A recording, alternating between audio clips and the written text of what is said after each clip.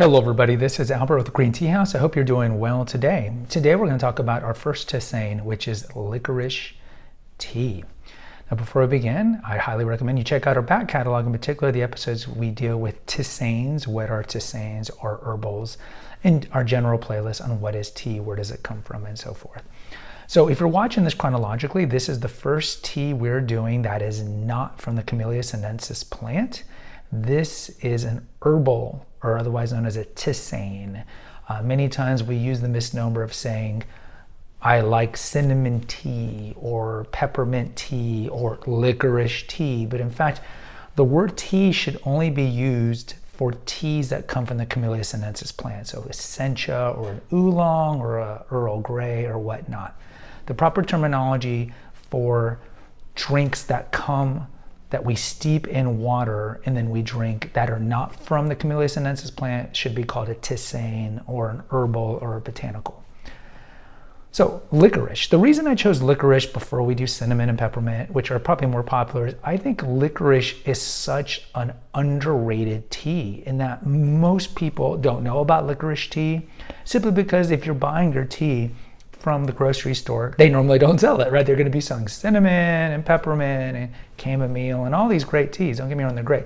Licorice, though, I think is very unique. So licorice has been around forever.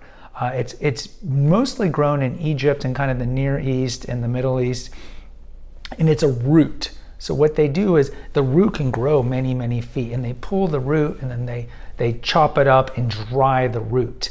So when you look at licorice, and I'll show a picture of it, the licorice we have, you're going to notice that it has a look that is very different than any other tea or tisane that you would drink. It almost has this hay quality to it, and it's very golden and just has a very unique look and texture. And I talk about in the episode about like using all of your senses when you're drinking tea. So touch the leaves, smell the tea, look at the liqueur or the color. And licorice tea is a perfect example of this because you feel the texture of the licorice root, and it's almost like cotton candy hay. It's a very strange texture to it. So what they've done is they've chopped up the root and they've dried it out, and so you get this kind of just fluffy consistency. So licorice, as many of you know, well, maybe a lot of you don't know, but it has a compound in it called glyceric acid. And so glyceric acid is the kind of sweet compound of licorice that you see commonly used, especially back in the day before we kind of adulterated our candy, with licorice, what we call licorice candy. Back 100 years ago, if you wanted something sweet, like you would chew on the candy cane, or I'm sure you would chew on the sugar cane, the actual sugar cane.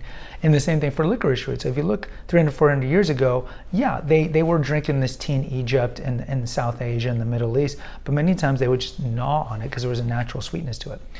So glyceric acid is the compound that makes it sweet, that later when we started mass producing stuff, they would put in cough syrups, they would put in candy, they would put in gum, and so forth. And that's the kind of sweetness that you get from licorice.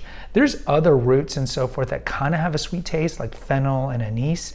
And sometimes you'll find products that have these things that they call it licorice, but it's not. It's actually, licorice has to come from the licorice root. So in terms of the tea, I would say has a subtly sweet taste to it. And unlike the other tisanes, it kind of has a viscosity to it. And viscosity we commonly use for like talking about oil, like in a car, but it's a thickness. It means a thickness to it. And so when you drink licorice, I wouldn't say necessarily coats your tongue, but it's certainly, you can tell that it's a little thicker than any other beverage you're going to drink. It's got a kind of a viscosity to it. Also has a warmth to it, so it's great to drink in winter. And the color of it is just great. You got this kind of like golden, almost fluorescent yellow color to it. So when you look at the root, you look at the taste, you look at the liqueur or the color of it, it's just a great tea to drink. Now, of course, given that it's a tisane or an herbal, it has no caffeine, so you can drink it at night. You can also make it cold. I like to drink it cold, and you can drink it cold if you want, especially in the summer. How do you steep it?